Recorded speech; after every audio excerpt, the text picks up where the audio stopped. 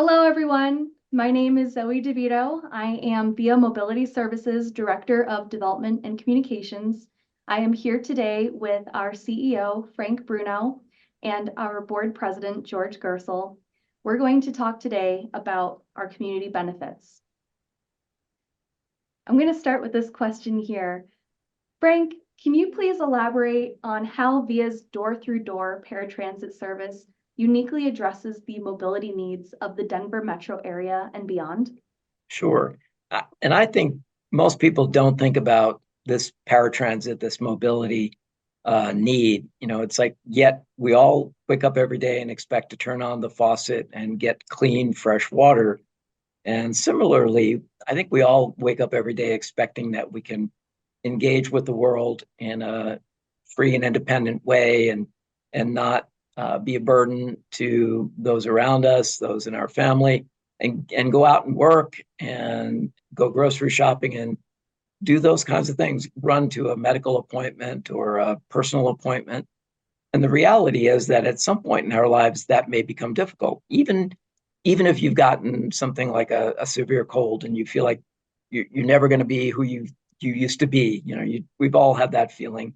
And yet imagine if your daily reality was, well, I can't walk so well, my vision is poor, or I've had a brain injury, and you're really compromised in terms of your ability to connect. Well, VIA is that connection for people. We are that lifeline for the community, for that person to continue to interact and live well, be independent to a large extent, and to do the things that have made them the person they know themselves to be. And, for 45 years, we've provided that kind of care. And it is care, it is unique, skilled care, door through door, where we actually help that person get their coat on, carry their grocery. It's very different than hopping in a car at the curb and off you go. It's extra care, and we're unique at it and very good at it over the years. I'd like to just add into what Frank was saying, that it's really very easy for people to assume that mobility is a given. But as more and more of the population ages and gets older, we can't take that mobility for granted anymore. And it's a huge, huge deal if you can't get to the doctor, if you can't go grocery shopping, if all of a sudden you're at home and you can't go see a friend or visit a critical care. And VIA's been that agency for many, many years that's provided that emergency necessary mobility for those who really need it. And as more and more of the population is growing older, it's become a growing need, and it's something that we really need to work together to make sure that critical service is available to everybody who needs it, because without it, we're a much poorer community. And George and I have volunteered to be your two aging people examples for today. Yes. Really? Well, let me ask you this then. How does VIA's model of reinvesting contract earnings, like we operate the HOP, for example, how does that reinvestment of the profits into community paratransit services enhance VIA's offerings compared to other providers? Yeah. And this is where we get very interesting and where our company gets fairly complicated, in that you could operate a nonprofit paratransit company, with just that service and seek donations, seek public funding, and that sort of revenue support. And you could operate, and provide X number of trips every year. But many years ago, the board of directors here at VIA chose to pursue a different pathway with the staff, which is to have a social enterprise model where we actually function like a private business, in that we have contracts, we compete for contracts, and we bring in revenue aside from government money flowing in and out. We bring in revenue associated with those contracts that we can then redirect internally into the organization into services like our signature founding mission, door through door paratransit. And I think it also makes us a much better, stronger organization if we have to be competitive with the private sector. It makes us think really hard about how we can improve our services, how we can do what we need to do to provide that basic paratransit service for those who really need it. So it makes us a better organization by having to compete in the private sector world. Makes sense. Well, then that inspires me to ask you this question. What role does VIA play in ensuring public dollars contribute directly to local mobility services? Well, George said it a few minutes ago in terms of that, the aging of the population. And we know that we're at a unique time here in the state of Colorado where we have the number of people that are over 65 is far outpacing those under 18 years of age. And our state demographer sees this trend on through 2060. And so the reality is that, it's kind of a twofold impact. One is that you'll have fewer people entering the workforce that will be contributing to the tax structure. And then on the other hand, we'll have more of us that are going to require services, aging services, senior services, such as paratransit. And so by providing the service we do and advocating for our riders, we're out there sharing with the local governments, with the state government, with the administrative segments of our government, the need for this service. And in some cases, they're aware of it, but in some cases, they don't understand the magnitude of what I think is a bit of a crisis. So we're there to do that. And we've done that in the last couple of years where a sister agency in the Denver metro area realized or decided they couldn't provide this service at that time, and they chose to end that service.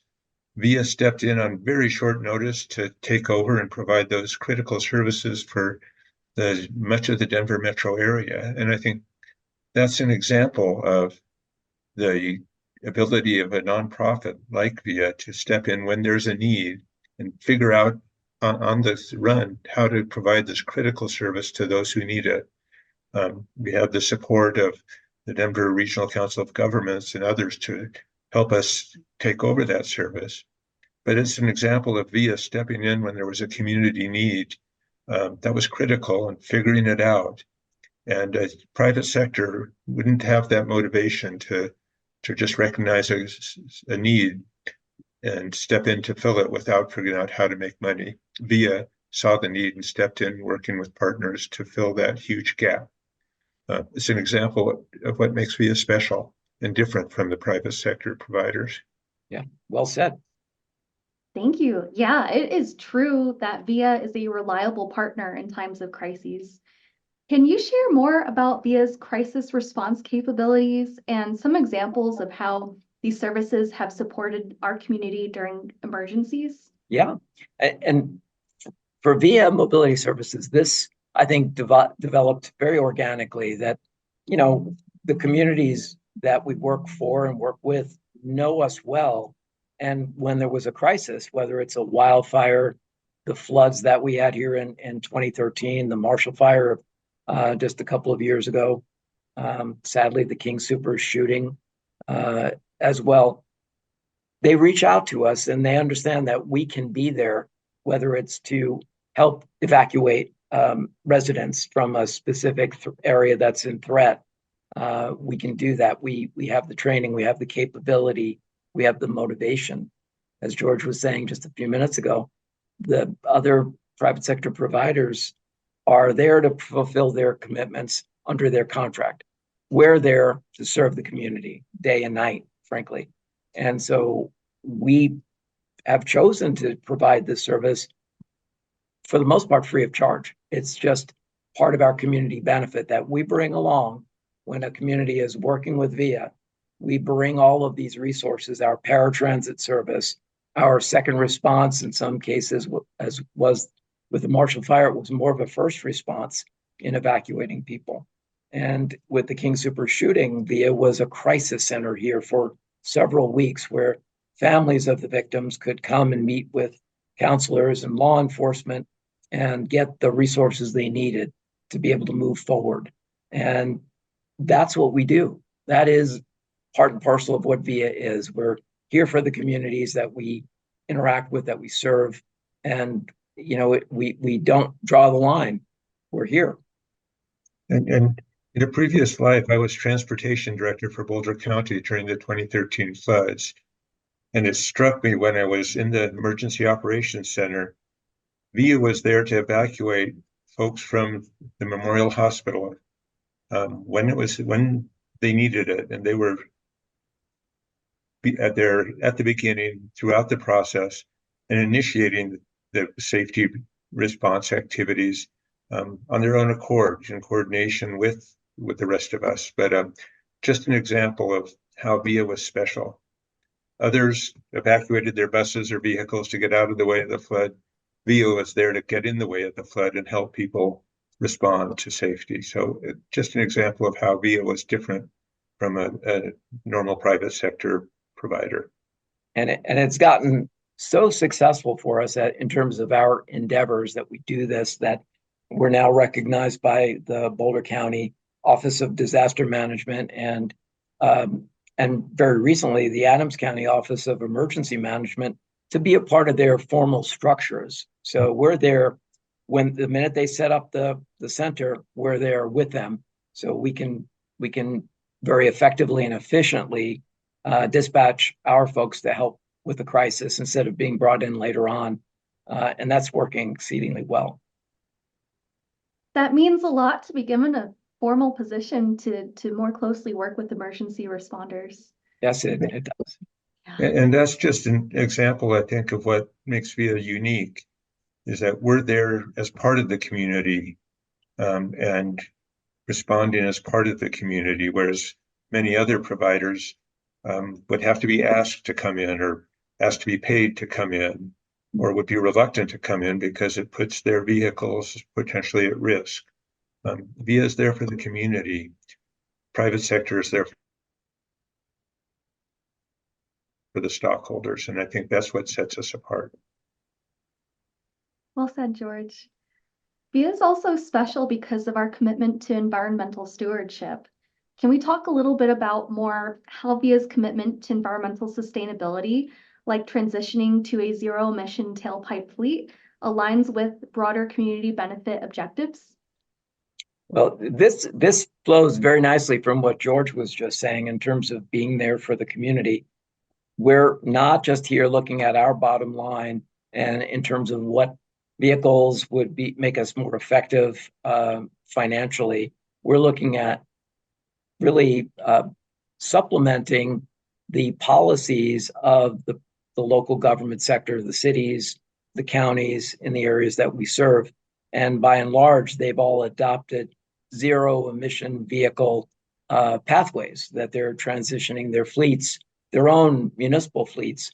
And so here we are serving those communities. And our board of directors, and George can speak to this, have made a very similar commitment to, again, supplement what the local government is doing and transition our fleet as well to zero emission and also be in a position to train our staff to maintain that those vehicles very, very well and to be on the leadership front of that effort. Yeah, just to build on what Frank was saying, we're working closely with our community partners to make the most cost-effective transition to a sustainable fleet, whether it's the VIA's fleet or our partners' fleets. We can do it better, more efficiently, working together. And VIA's leading the charge and collaborating with all our partner agencies to do that. Yes, that leads me to think about another partnership that we have with CareerWise Colorado with our new Lochner apprenticeship program, where we are teaching high school students to become electric vehicle mechanics. Could we talk more about that? Sure. That is so near and dear to my heart, and I know our board as well. We just initiated this just a couple of months ago in January of 2024. And in our partnership with CareerWise Colorado, as Zoe, as you just said, and we have our first student employee. This person is actually an employee of Via Mobility Services, has getting a paycheck as well as getting high school credit. And the goal is, as you were just saying, to train them to be our next frontier of technicians, mechanics for the zero emission vehicles. And while we're training them, we also hope to get to the point where, whether that's a year or two from now, that we can offer them a full-time position ongoing here at VIA. And so we have one person right now, and I envision that next fall we'll likely have two more and just continue our efforts going forward. It would be nice to have 5 at any one point in time. And I think that's another example of VIA leading the charge and establishing a lifeline, really, of mechanics for a sustainable future, where there's not a lot of people out there who know how to maintain an electric vehicle, and we need those people. So under Frank's leadership, we have started a training program so we can make sure that there's qualified people out there to maintain both our vehicles in a more sustainable way, but also to build the lifeline for the whole community. Absolutely. This also leads me to think that VIA is very unique in offering this kind of apprenticeship program. It's one thing that makes us different from some of the larger for-profit companies. And given this competitive landscape with large for-profit companies, what challenges does VIA face in maintaining our community-focused mission? Well, Zoe, it's true that if there were a situation where VIA as a private nonprofit company would have to compete solely and directly just on price, a large multinational private company could come in and make a decision to lose money for a number of years just to gain that foothold in the market or gain the market. And that's not something that VIA can do, nor would we do that. So we have to compete on the basis of excellence in service, and also do a good job of communicating the community benefits that we were just talking about: the second response, the paratransit, the use of our facilities as crisis response centers, as public meeting centers, even as points where people could be evacuated to for a short period of time and be cared for. These are things that we do by definition of who we are. And those that are in a position to make decisions about contracting need to really understand the full picture. Because if it were just about the bottom line, it might be difficult for us. And to build on that, the way we are different from the private sector is we're there when the community needs us. Whenever it is, however it is, even though it may cost us more money and we may lose money, but we're here for the community. The private sector has a role to play, but it's critical that we, VIA, are there and can remain there, because when the community needs mobility, we're there to provide it and work with the community to do it in the best way possible. So I think it's a different motivation that VIA has that benefits the whole community in a time of need that a private sector, just by the way it exists, can't do. Right. Just like our partnership with the ODM. And so I wonder, what future initiatives or other partnerships is VIA considering to enhance our community benefits and innovative services? Well, when I think about the region that we serve, and it's a large area. There's Denver, Boulder, Longmont, and Larimer and Weld counties. It's a large geographic area. There are other players in the public realm, like the University of Colorado, Boulder, the Boulder Valley School District, the St. Vrain School District, the cities and the counties that serve people and to some degree are responsible for transporting people, as the case of the university and the school districts, students. So we have the ability to look at both in terms of routes that are being served as ways to make them more efficient using software that optimizes routes, but to do so perhaps more in collaboration with one another. And a few minutes ago, we were talking about the zero emission vehicles that we're transitioning to. And we know the other entities that I've just mentioned are doing the same thing. Well, we have an opportunity to work together in terms of the maintenance, the training of those vehicles, and the people that'll be working on those vehicles, and do that together. And again, we can seek economies of scale to if we're working together to do that. And I think we'll be able to move the needle and push our efforts forward in this region much more rapidly if we're working together. And I think something we talked about earlier on is the aging population in the metro area is growing rapidly. And I think we have a role to play in expanding our services to help those people get to where they need to go or bring services to them. And so we'll have to be working with all our community providers to meet that expanding need in a way that's efficient and effective. And is there when people need it. We're there when others can't be. And we need to ask all our community members and policy makers to remember that VIA is there when they need us. And we need to exist for that purpose going forward. And we'll provide whatever service is needed to meet that mobility need. Thank you. What a perfect segue to my last pressing question for you all. How can local governments, businesses, and community members support VIA's mission and ensure the sustainability of our critical services? Well, obviously we are open for donations. There's no doubt about that. But my quick answer to that would be hire us.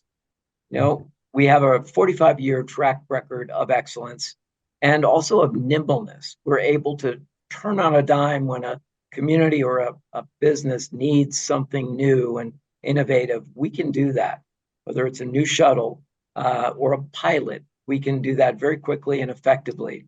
And so hiring us so we can bring all of these community benefits to bear for that community or that region or that county will really tell the story. Yeah, I think that just to kind of repeat what Frank is saying is we are a great organization at innovative mobility. And even if you want to just test out an idea, hire us and we'll be there for you and make it work if it's at all possible. We're innovative, we're creative, we're there when you need us, and we're cost effective. So to hire us and we'll provide the best mobility you can get for your dollar.